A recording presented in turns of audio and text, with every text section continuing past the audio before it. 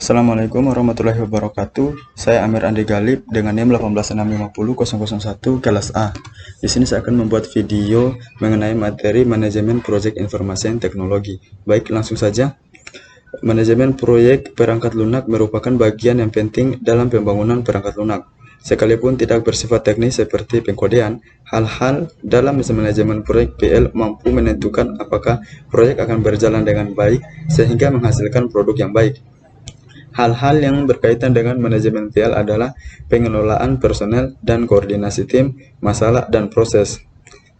Manajemen proyek, aplikasi pengetahuan, keahlian, alat bantu, dan teknik untuk mengelola aktivitas proyek dalam menghadapi kebutuhan dasar stakeholders klien dan memprediksi berbagai hal yang berkaitan dengan proyek.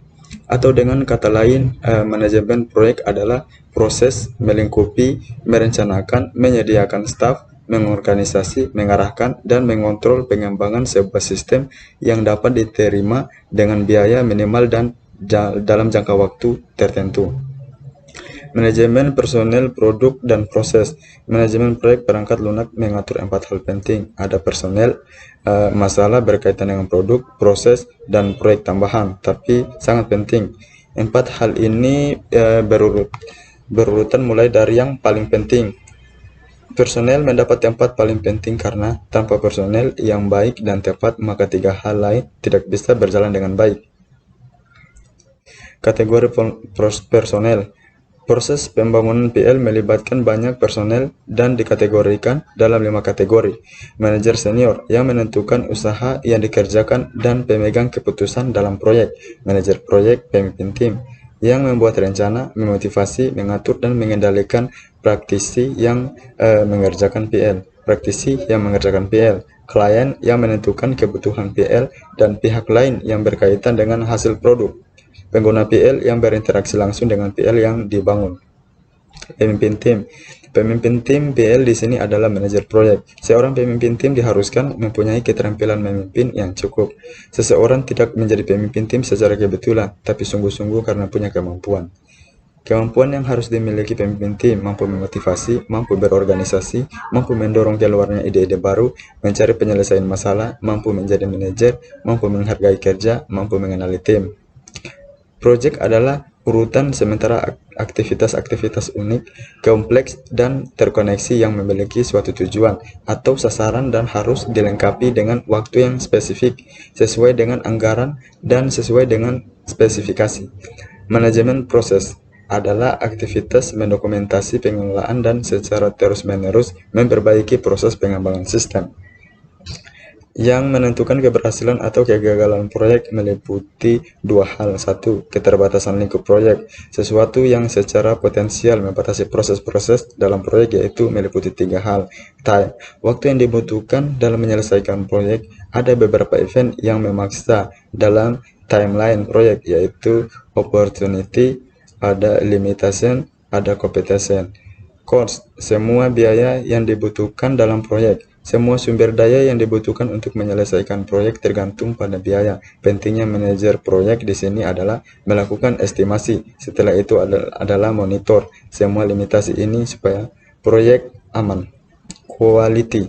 Semua hal yang dikerjakan dalam proyek harus menghasilkan sistem pada waktu dan budget yang ditentukan, namun tetap dalam kualitas terbaik yang dapat dicapai. Fase proyek.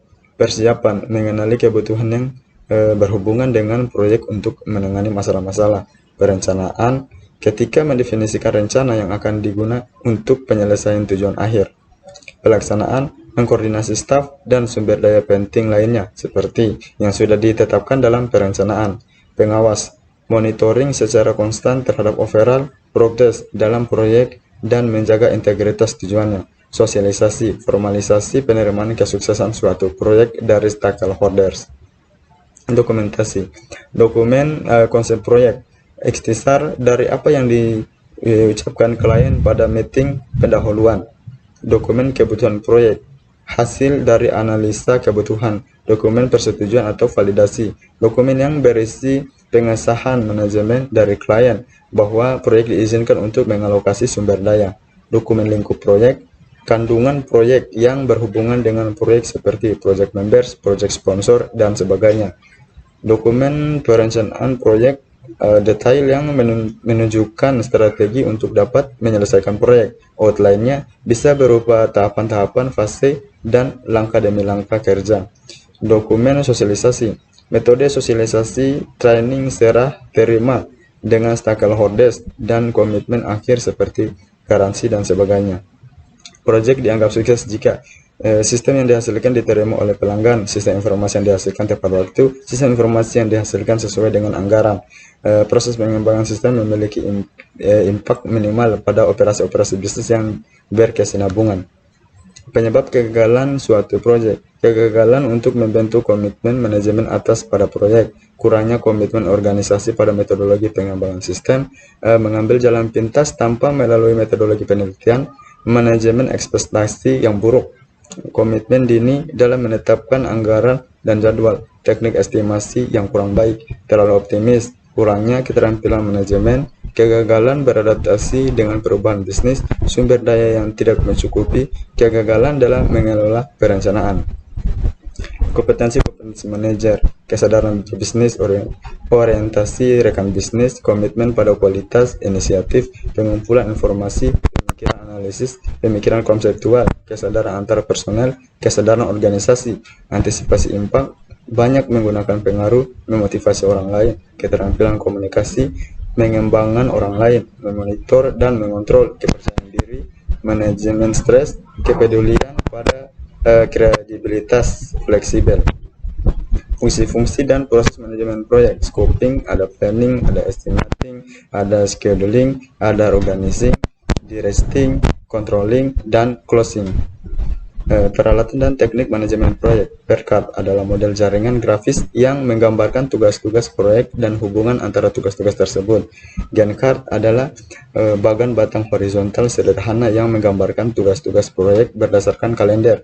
Tiap batang diberi nama untuk mewakili setiap tugas proyek. Tugas-tugas tersebut didaftar secara vertikal pada kolom kiri, pusat horizontal adalah garis waktu kalender. Berikut ini adalah gambaran dari PERCAT, dan ini gambaran dari Gantt chart, dan ini adalah gambaran dari Microsoft Project Gantt chart, dan ini adalah Microsoft Project PERCAT. Mungkin itu saja yang dapat sampaikan. Sekian dan terima kasih. Wassalamualaikum warahmatullahi wabarakatuh.